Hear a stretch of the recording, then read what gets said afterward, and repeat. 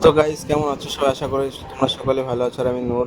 দেখতে পাচ্ছ গাড়ি সার্ভিসিং করছি। গিয়ারবক্সটা খুলেছিলাম, গিয়ারবক্সের অনেকটুকু কাজ ছিল, এই যেগুলো খুলছি বেয়ারিংগুলো চেঞ্জ করলাম। আর গিয়ারবক্স খুললে সব থেকে বেশি জরুরি জিনিস হলো, খুললেই ভালো করে ডিজেল দিয়ে ধুয়ে লাগাতে হবে। কেননা লোহার কুচি থাকতে পারে, কোনো কিছু কানা ফানা চটে গেলে নোংরাগুলো লেগে থাকতে পারে, সেগুলো হয়তো পরে আবার কোনো প্রবলেম বা ওয়েল সিল কেটে দিতে পারে। তাই আমি ভালো করে ধুয়ে নেবো বিয়ারিংগুলো, প্রত্যেকটা অংশ পার্ট পার্ট করে খুলে ভালো করে ধুয়ে নেবো। দেখতে পাচ্ছি এগুলো আগে লাগিয়ে সেটিং করে নিয়েছি, তাই তারপর আবার ভালো করে ধুয়ে নেব লাগানোর আগে। এবার বিয়ারিংগুলো ধুয়ে নেব, ভিতরকার বিয়ারিংটা একটু নোংরা ছিল, তাই বিয়ারিংটাকে ভালো করে পরিষ্কার করে নিলাম। এগুলো পরিষ্কার করার পর চারি সাইডের ওয়েল সিলের জায়গাটা ভালো করে পরিষ্কার করে মুছে নেব, তারপর গিয়ার বক্সটা লাগাবো। তো তোমরা দেখো বিয়ারিংটা পরিষ্কার করছি, এবার নিচের অংশগুলো খুলবো। তো সব তো ভিডিওর মধ্যে দেখানো সম্ভব নয়।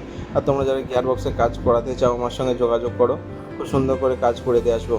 শুধু গিয়ার বক্স নয়, গাড়ির যে কোনো কাজ করাতে চাইলে যোগাযোগ করো।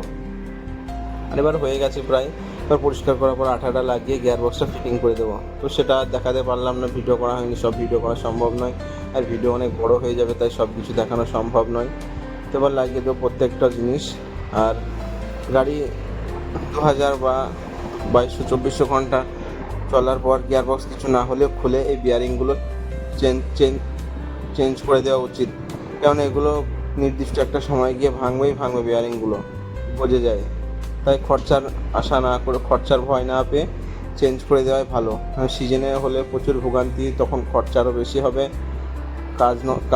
কাজ নষ্ট হবে। এই জিনিসগুলো মাথায় রাখা দরকার। তো দেখো, সবার তো নিজের নিজের মতো বুদ্ধি আছে, আমি তো আমার সবসময় সৎ যুক্তি দিই সবাইকে।